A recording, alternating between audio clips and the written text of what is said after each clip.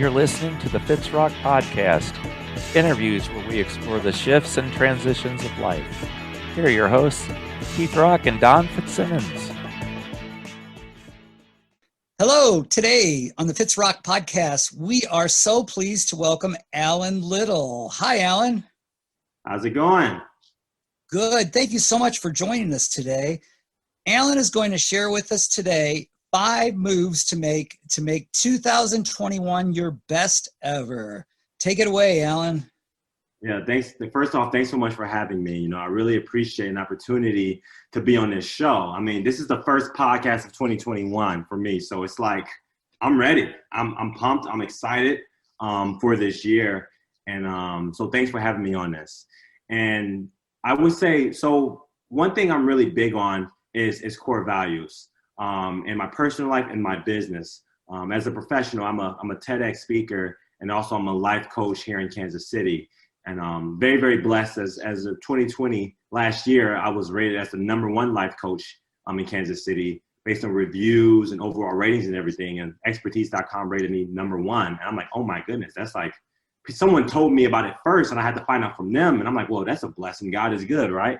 I'm a firm believer that when we do what we're born to do, we just excel at it. So if someone, if someone's born to be a singer, dancer, artist, creative of any type, you do what you're made to do, you're going to excel at it. And so I'm just really blessed that I found, why I'm here, and I'm just doing that on a daily basis. And let's see. So the core values I was talking about, that correlates with the 5 moves. Is I'm gonna go over each of them one by one, and awesome. The first one is joy. My very first core value that I live by is joy, and everything I do, at the end of the day, does it bring me joy?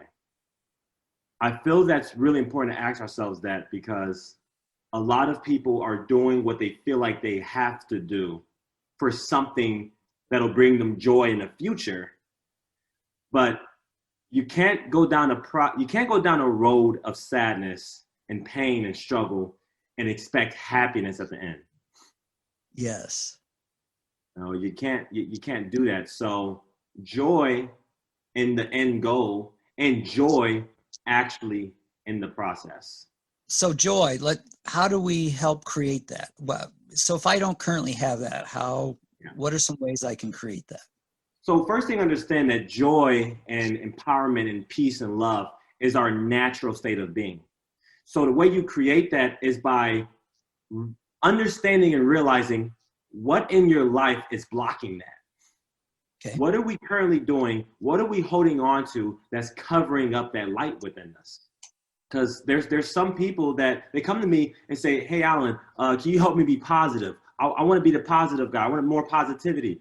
Most people, I'm like, we can't even talk about positivity right now. We have to talk about authenticity. So it starts with authenticity, to acknowledge what's in our life that doesn't resonate with us, that's not helping us. And then as we release more and more stuff and have those conversations, that's when positivity just kind of naturally happens, because that's our natural state. Joy is our natural state of being. Love it. And then what's the next move? So after we make moves of joy and focus on that, Truth. I'm talking 100% transparency about everything in our life. Transparency, truth, honesty. I mean, I am a person that all of the emotions that I'm experiencing in any situation, I will give it a voice in the moment as it's happening. Like for example, the girl Sky, who I'm with now, I absolutely love. I love our relationship so much because we talk about everything. Like everything. I mean, it could be like, hey, baby, I want to go get tacos. I'm experiencing a little annoyance because we had tacos 3 times this week. But I'm like, baby, I love tacos. Yada, yada, yada. But she'll give it a voice, and then I give it a voice on the other end. So we talk about everything. We don't hide anything, just 100% truthful, which ties in with joy, because a lot of times when we're not having fun, it's because there's something we're lying about or we're denying about ourselves. So the next aspect, truth. Okay, awesome. Mm-hmm. Then our third one? Our third one is love. So joy, truth, love. One thing that I focus on is whenever I'm speaking to somebody, connecting with anyone, is how can I love them? How can I love them? My secret formula is I fall in love with everybody I meet. I do my absolute best. Now, some people are harder than others. That's for sure. But that's my opportunity to grow in my love. Like, for example, I was in this party store buying stuff for the New Year's party, and I'm standing in line, and as I'm talking, the mask kind of goes up and down, and sometimes it like goes under your nose, and next thing you know, your upper lip is showing. Yes, absolutely. And so I'm talking, my mask slowly slips down, and like the moment it got to my mustache, this lady about 5 people behind me, she's like, "Hey, party master." She's like, "Hey, party master." And I turn around, she's talking to me. She's like, "Put your mask on." And I'm like, I couldn't believe, I looked around, I'm like, who is she talking to? She's talking to me? I said, "Put your mask on, party master. You're going to affect all of us." And I was so caught off guard that, let's just say, the south side of Chicago in me came up in that moment. The south side of Chicago came up, and Sky was actually with me, and afterwards I was like, what have I done? Oh my goodness. And I mean, I didn't say anything. I just said it is up, and I said, "Stop talking to me," and it's basic stuff. But at the same time, I was reflecting on, man, that would have been a great opportunity for me to demonstrate my value of love. Because it's easy to love people that's lovable. It's easy to love them. But what about the people that show a nasty side? And I felt like, man, I felt that test, but I'm aware of it now. And we have to go back to the store to get our balloons for the party because they have to inflate them. We have to wait them to inflate them. And I talked with the lady, and she was like, "Oh yeah, by the way, that lady snapped on a pregnant lady right after you." And she started just causing ruckuses. And I'm like, man, that lady, let's just call her Karen. I'm just going to call her Karen. Random name, Karen. And I'm like, that lady could have really used someone to show her an unconditional, loving response to her anger. Because maybe that's what she was starving for most of her life. And I wish I would have gave her that for that moment. And so I kind of have it in me that next time I come across a Karen, I'm going to respond with who I truly am, that love at the core value, and not the hoodly ways that I did. Well, so so you gave us a great example of how to love other people. Is there so that is the practical way to create the love, is just figuring out. And then when we notice the resistance to that love, try to go to that spot, is what you're kind of saying, right? Yeah. When you love someone and they show resistance, don't let their resistance move you from your rock, from your stable datum. Okay. Always remain at the eye of the storm. Because if you're at the eye of the storm, the crazy can happen around you, but you're still unmoved. Now, love doesn't mean that you perpetrate and allow them to do something if it's damaging to you. It's not this, you keep on, no. Because you love them, but you also love yourself. And so it's a mutual love that allows you to properly behave as yourself, but still allow them space as well. And that love is also the same ingredient to build community. And when you're building community, it's just a bunch of individual relationships of love and compassion for each and every person in your community.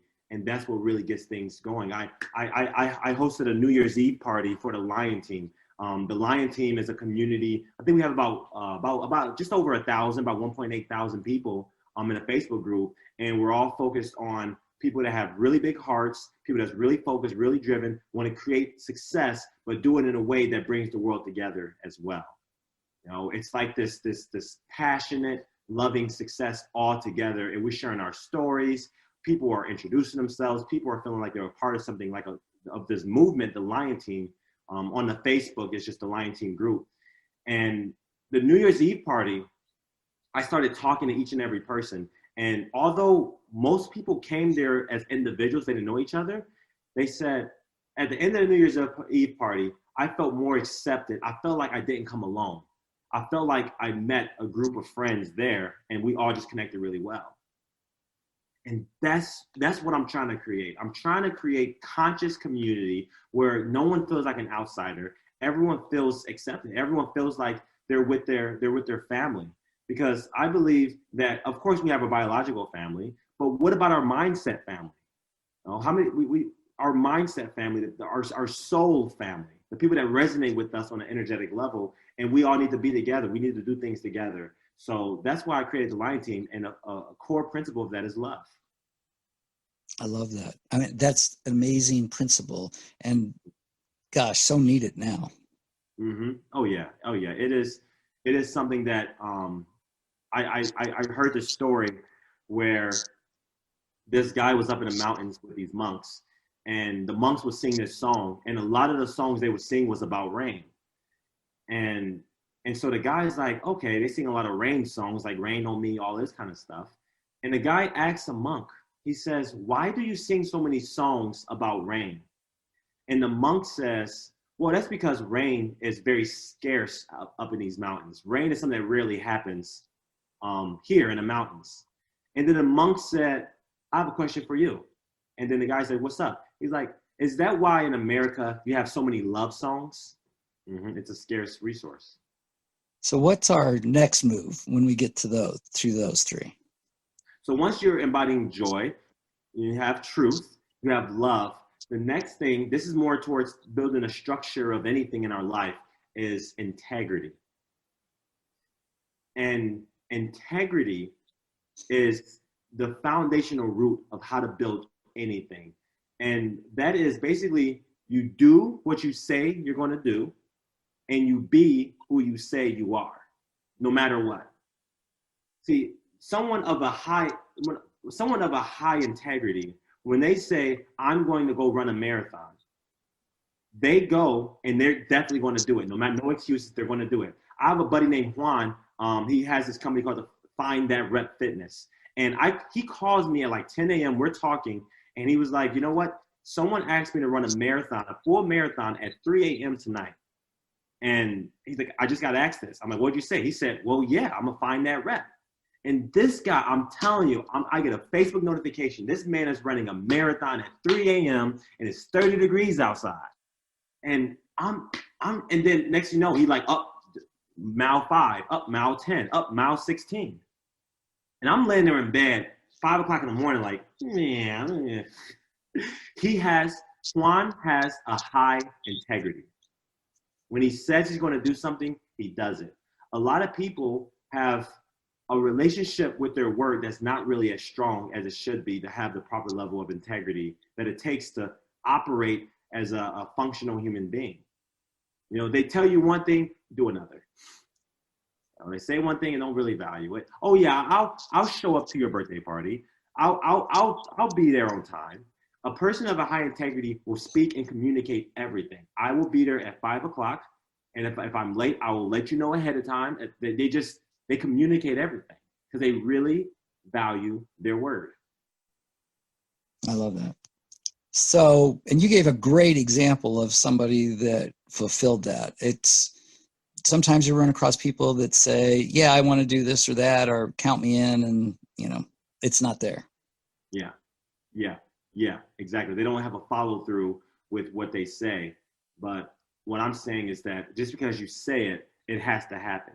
Like, for example, I said this year I'm publishing my book.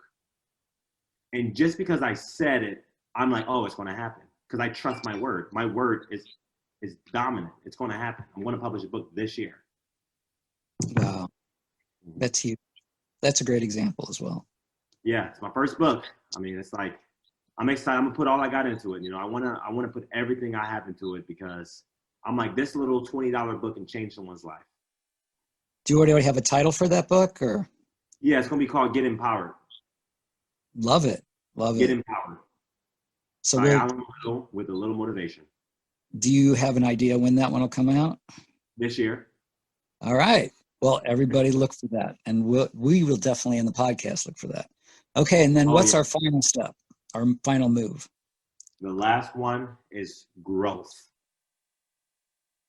Growth. Joy, truth, love, integrity, growth.